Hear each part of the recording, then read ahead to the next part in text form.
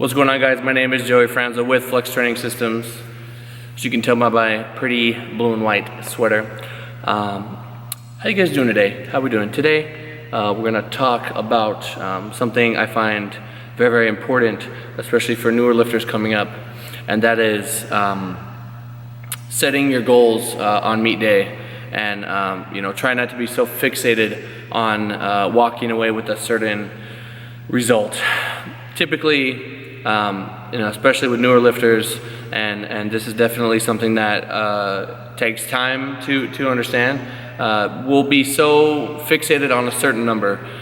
For example, back in, I want to say early 2015, I wanted to bench 400 pounds in a competition.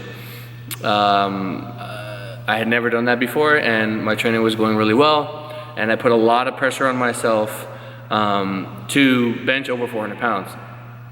I ended up getting it. It was an absolute grinder, but it stressed me out a lot more than it should have, going into that meet.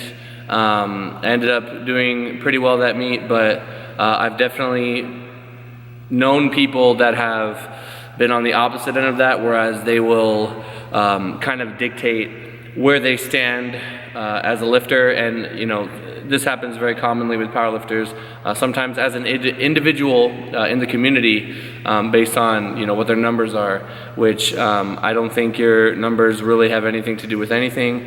They can be inspiring for other people, but I am actually more impressed with how far you've come to get to where you are right now. So if you have a 1,300 pound total and you came from a 1,000 pound total, that's amazing.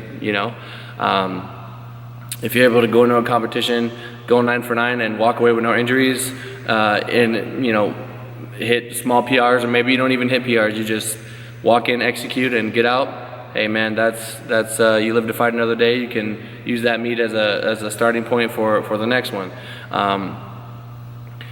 You can really destroy yourself just focusing on getting those numbers, and what you should really try to do instead is simply go into the competition and take what's there.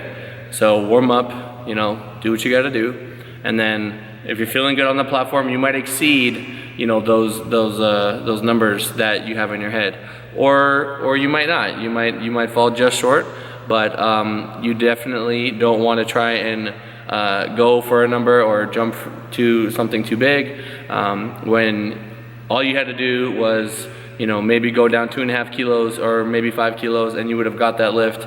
And then next time, give yourself a nice, good training cycle, and then come back and then smash it.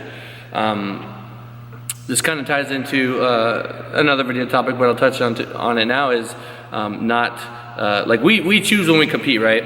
And this is something that I put in an annotation in my last video. We choose when we compete. So if I can literally choose when I'm going to compete, then what is the point of me picking a competition that's like 8 weeks after, if I need more than 8 weeks, or 5 weeks after my last competition?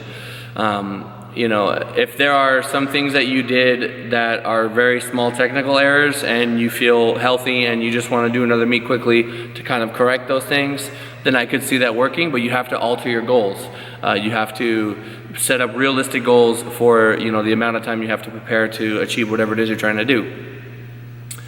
Another thing that people need to consider is maybe the way that you're training and the equipment that you're using is very different than what's there on meet day.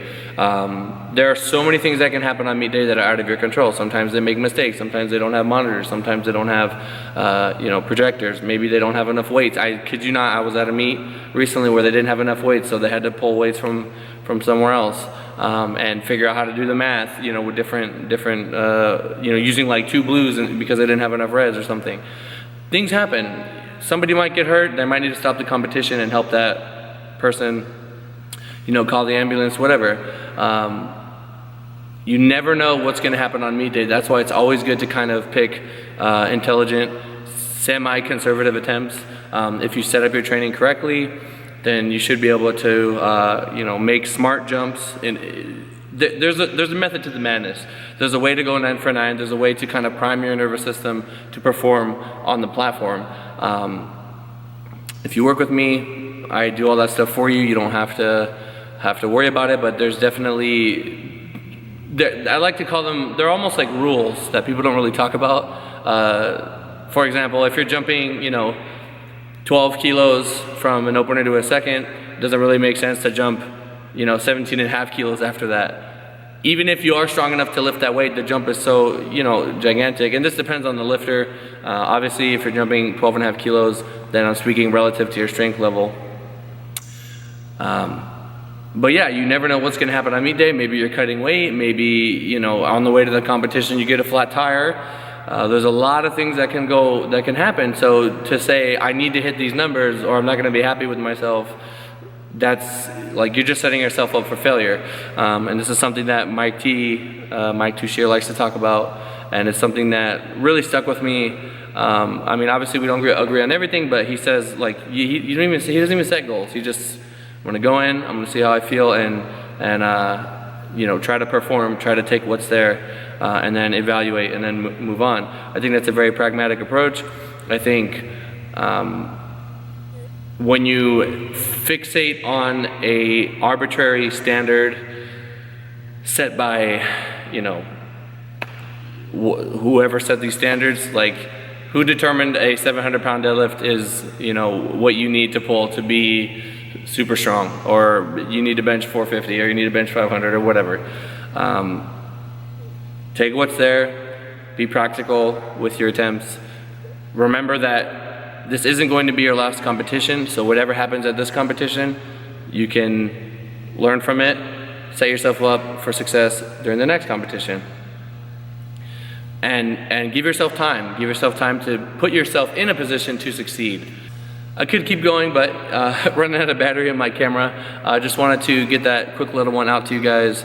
Some of these points I have touched on in the past, but I thought, it was just burning in my brain, and I really wanted to put it out there. So thank you guys so much for watching. I really appreciate all the likes.